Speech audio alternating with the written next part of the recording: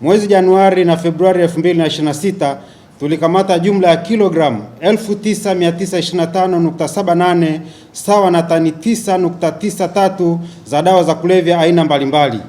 chupa 1795 za dawa tiba zenye asili ya kulevya na kuteketeza ekari 87.5 za mashamba ya bangi. Aidha, magari 6 na pikipiki 29 zimekamatwa katika operesheni hizo, huku tukiwashikilia watuhumiwa 151 kuhusiana na uhalifu huo. Kwa kushirikiana na maafisa wa kituo cha forodha cha Mtukula kilichopo wilaya Misenyi mkoa wa Kagera, mamlaka imekamata dawa tiba zenye asili ya kulevya aina ya pethidine boksi 105 zenye chupa 1045, morphine sulfate boksi 31 zenye chupa 310 na fentanyl boksi 44 zenye chupa 440. Dawa hizo zilikamatwa katika basi la abiria la kampuni ya SR Classic lenye usajili wa nchi ya Kongo namba 5673 AB04 linalofanya safari zake kati ya nchi ya Uganda, Tanzania na Jamhuri ya Kidemokrasia ya Kongo. Dawa hizo ziligundulika wakati wa upekuzi wa basi hilo katika kituo cha forodha cha Mtukula lilipokuwa likiingia nchini Tanzania kutokea nchini Uganda. Watuhumiwa waliokamatwa katika tukio hilo ni Hassan Omari Mwambashi maarufu kama Macheni mwenye umri wa miaka 50, mkazi wa Mbezi jijini Dar es Salaam, Ibrahim Saidi Malindi mwenye umri wa miaka 36, Mtanzania anaishi Kampala, Uganda, Yasa Saidi Hamud mwenye umri wa miaka 38, mkazi wa Magomeni jijini Dar es Salaam, Hamadi Saidi Hamad mwenye umri wa miaka 46, mkazi wa Mombo, Tanga, Abdul Athman Hamis mwenye umri wa miaka 31, mkazi wa Amana jijini Dar es Salaam, Mohamed Abdallah Sako mwenye umri wa miaka 34, mkazi wa Ilala jijini Dar es Salaam, na Mwisha Mohamed Abdallah mwenye umri wa miaka 47, mkazi wa Magomeni jijini Dar es Salaam. Dawa aina ya pethidine, morphine na fentanyl ni dawa tiba zenye asili ya kulevya zilizopo kwenye kundi la afyuni, yani opioids, ambazo hutumika hospitalini kwa ajili ya kupunguza maumivu makali wakati wa operation kwa wagonjwa wa saratani, ajali pamoja na wagonjwa wa selimundu. Aidha,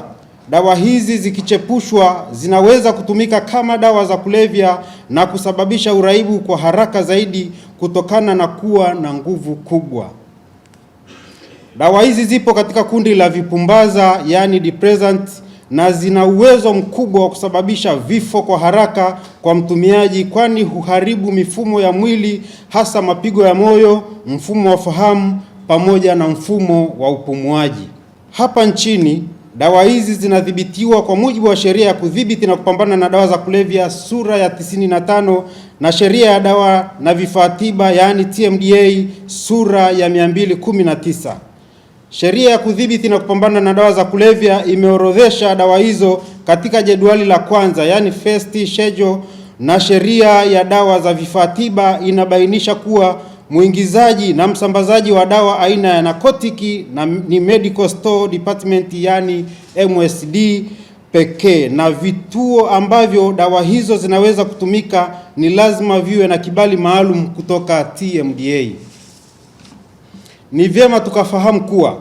dawa aina ya fentanyl ni hatari zaidi kutokana na uwezo wake mkubwa wa kusababisha vifo hata kwa kiasi kidogo cha matumizi ikilinganishwa na dawa nyingine jamii ya afyuni kama vile morphine pamoja na heroin. Bangi aina ya skanka imeendelea kukamatwa kwa wingi hapa nchini.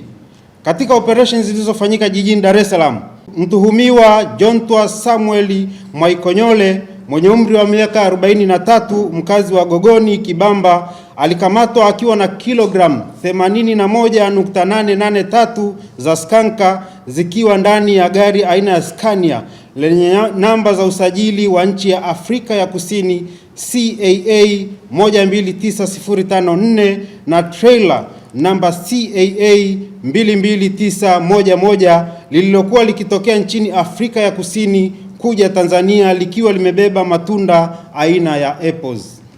Eneo la Chanika Buyuni tuliwakamata watuhumiwa Masud Rajabu mwenye umri wa miaka 38 na mwenzake Shafii Muhammad mwenye umri wa miaka 30 wakiwa na kilogramu 488.64 za skanka zilizokuwa zimehifadhiwa ndani ya nyumba wanayoishi. Aidha, jijini Mbeya, katika ukaguzi wa mabasi ya abiria, watuhumiwa 6 walikamatwa kwa nyakati tofauti wakisafirisha bangi aina ya skanka.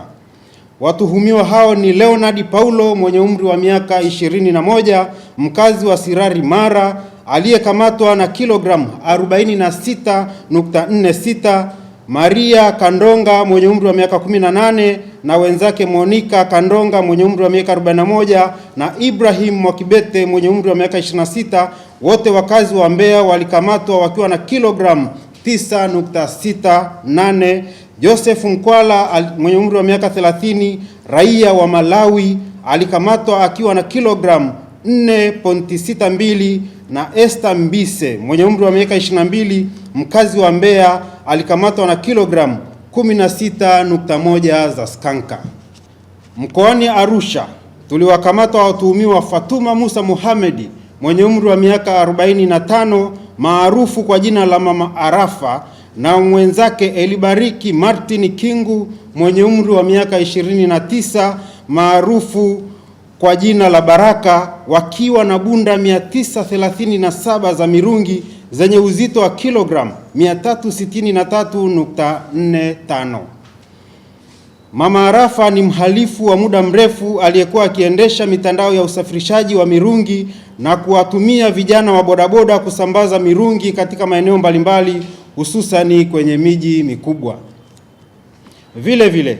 katika operesheni zilizofanyika mikoa ya Tabora, Tanga, Arusha, Mwanza, Shinyanga, Morogoro, Kigoma, Katavi, Ruvuma, Mtwara pamoja na Mara na Kilimanjaro, zilikamatwa bangi jumla ya kilogramu 5237.97 sawa na tani 5.24, mirungi kilogramu 4039.06 sawa na tani 4.04, pamoja na heroin gramu 72.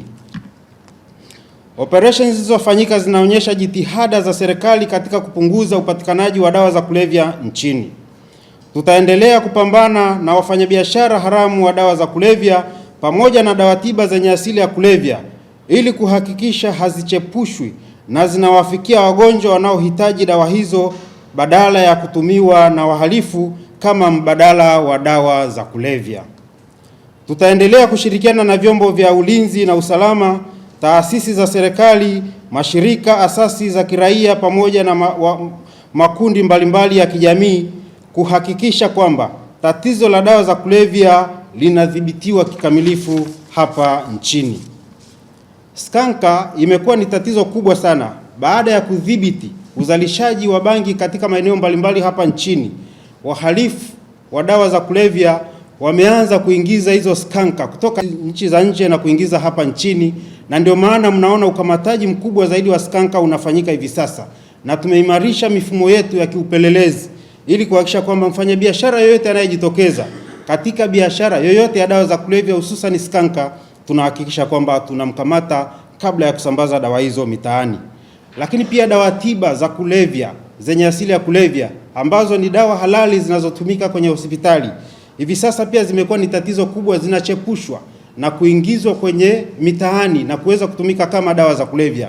Hapa nchini tumeweka mifumo mizuri kwa kushirikiana na TMDA na mamlaka mbalimbali za serikali, na tunafanikiwa kudhibiti dawa zote zenye asili ya kulevya zinazoingia hapa nchini ili ziweze kutumika kwenye hospitali zetu kihalali. Lakini pia wahalifu, baada ya udhibiti uliofanyika hapa nchini, wanaingiza dawa hizo sasa kutoka nchi za nje kuingiza hapa nchini, na tumeendelea kuimarisha hiyo mifumo na tutaendelea kuwakamata ili kuhakikisha kwamba dawa tiba zenye asili ya kulevya zinazoingizwa kwa njia za panya hazifanikiwi kusambazwa mitaani na kuathiri Watanzania, kwa kuwa madhara yake ni makubwa zaidi kuliko hata hizi dawa za kawaida za kulevya, kwa sababu zinasababisha vifo vya haraka, lakini zinaleta uraibu wa haraka ambao pia hauponyeki kirahisi, tofauti na hizi dawa nyingine za kulevya. Lakini pia kuna kipindi tulitangaza msamaha kwa wafanyabiashara wote wa dawa za kulevya waliokimbilia nchi za nje, ambao wamekuwa wamefanya biashara na operation kubwa zilizoendeshwa za kuvunja mitandao mikubwa ya dawa za kulevya kuweza kufanikiwa, na wao wakaweza kukimbilia nchi za nje. Lakini kutokana na kwamba waliojitokeza ni wachache na wengi hawajajitokeza, pia ule msamaha tumeufuta, na kuanzia sasa tutaendelea kuhakikisha kwamba tunawasaka huko kote waliko kwenye hizi nchi, na tutashirikiana na hizo nchi kuhakikisha kwamba tunawakamata. Kwa mfano, katika nchi ya Uganda, waliokimbilia nchi ya Uganda tayari tumeshakamata mmoja na tunamshtaki hapa nchini, tunamshikilia. Waliokimbilia Afrika ya Kusini tumekamata wawili, wanashtakiwa huko huko Afrika ya Kusini. Waliokimbilia nchini Malawi tumekamata mmoja na tunamshtaki hapa nchini tunaye, na wengine tunaenda kuwasaka kwa sababu wengi wamekimbilia nchi ya Malawi, na wengine pia wanalima mashamba ya bangi kule nchi ya Malawi, na mwisho wa siku zile bangi ndio wanazozisindika na kutengeneza skanka ambayo ndio inatuathiri na kuingia hapa nchini.